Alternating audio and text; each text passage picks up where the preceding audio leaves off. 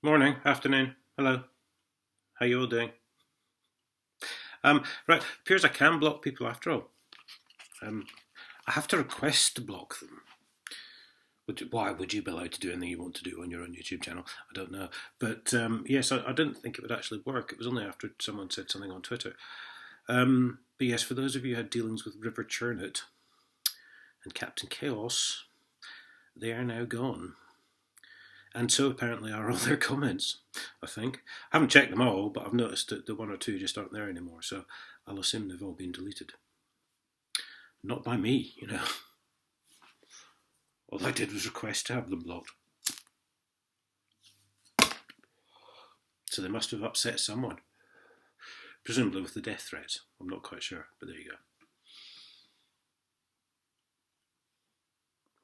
go. Right, pay attention, chaps. There follows a briefing.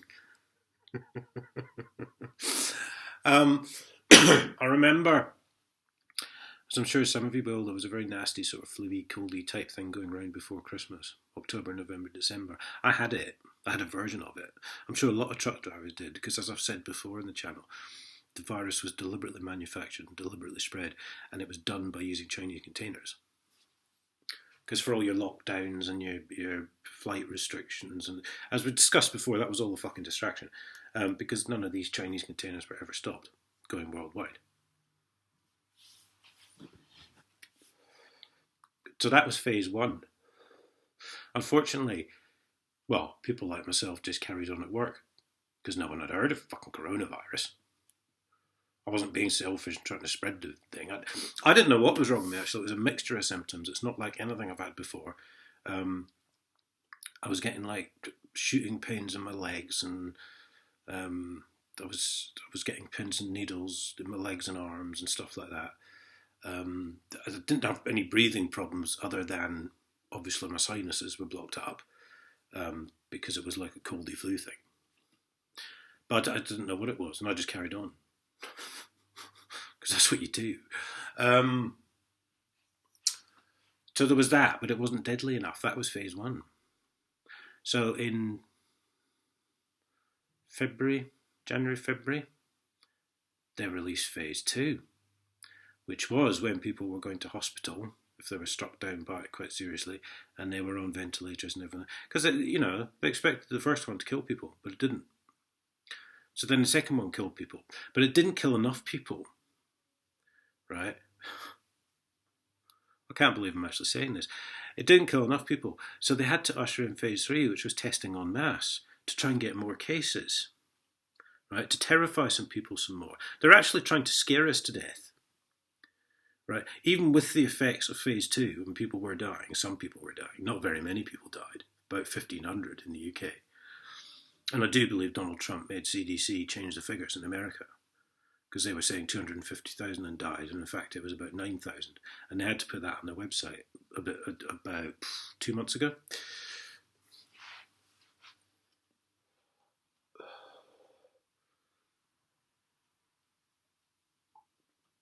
So yes, we're moving into phase three, which is all this testing and this, like I say, trying to scare people to death. Now, I followed Zen, right? Zen Buddhism. I'm in no means a Buddhist because Buddhists aren't supposed to drink or smoke, so I'm basically falling down before a start. But I followed the Zen's way of thinking. And what the Zen says is that we breathe the same air that Socrates and Plato used to breathe, right? You know, those two Greek philosopher chaps who were quite wise. The wisest man knows only that he knows nothing at all. And you can never step in the same river twice, and all that shit, right? Because air is just like molecules and atoms, and it's all around us. And in fact, we are made up of molecules and atoms, right? And we're never still, because kind of molecules and atoms' jobs is kind of like to bounce around off each other and do things, and that's how energy is created. So we're never actually still, because even when we're still, all these molecules and atoms are all bouncing around inside us, right? Stay with me here, I'm going somewhere. Right, now there's a saying in the Zen that as I exhale, others inhale, and in this way we were all connected, because they're talking about the molecules and the atoms. So it means we're all the same. And to hurt one is to hurt all. So if I hurt others, I'm only hurting myself. because everything bad you do kind of rebounds on you, if you see what I mean. This is a crash course. So with these masks, they're actually stopping the molecules and atoms being properly released into the air. It's like filtered molecules and atoms. So they're actually segregating society, because society is no longer breathing the same air. It's breathing like a reconstructed air, a different air. So they're actually segregating people, and they're making people angry at each other, as I've seen several examples of online, of people having fights about mask wearing and all the rest of it. So the whole plan so far as they're concerned, is going very fucking well indeed.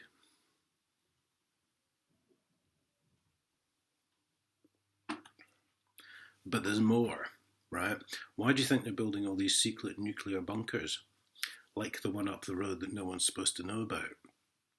Unfortunately, when you work on an airfield where they're building it, and you have military top brass going in and out, it kind of becomes an open secret locally. I didn't even figure that out for myself. I was actually told by someone else. Fucking hell. So the long and short of this is, they tried once and it didn't work. They tried again and they were partially successful. Now they're trying to ramp up the fear to actually scare people to death. They're trying to segregate us all and make us angry at each other so that we don't stick together and fight them as one. And when you throw the secret nuclear bunkers into the fucking equation, the only answer I can come up with is they're actually trying to kill us all. And they're going to hide in their secret nuclear bunkers at the end play, the end game. So they'll survive, but we won't. And they'll come out victorious with actually no one to rule over, or very few. And we're talking handfuls, not thousands.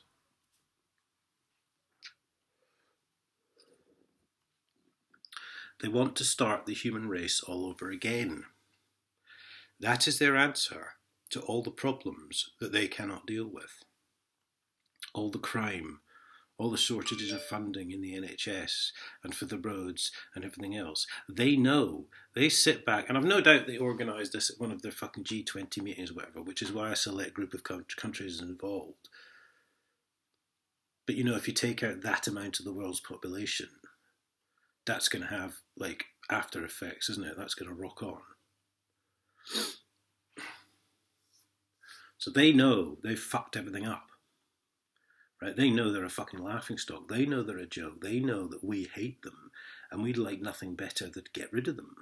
So they're going to get rid of us first. Now, if that doesn't chill you to the fucking bone, I don't know what does. Or what will. Me, I'm utterly insane. I couldn't give a fuck. Right?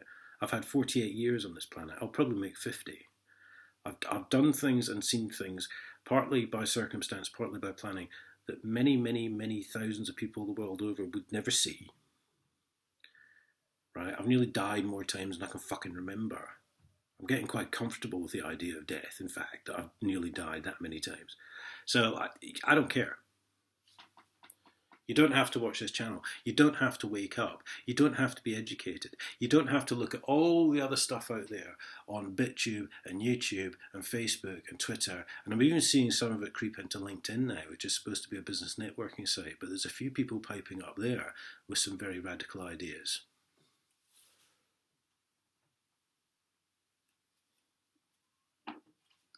You don't have to pay attention. You don't have to wake up. Keep on wearing your fucking mask.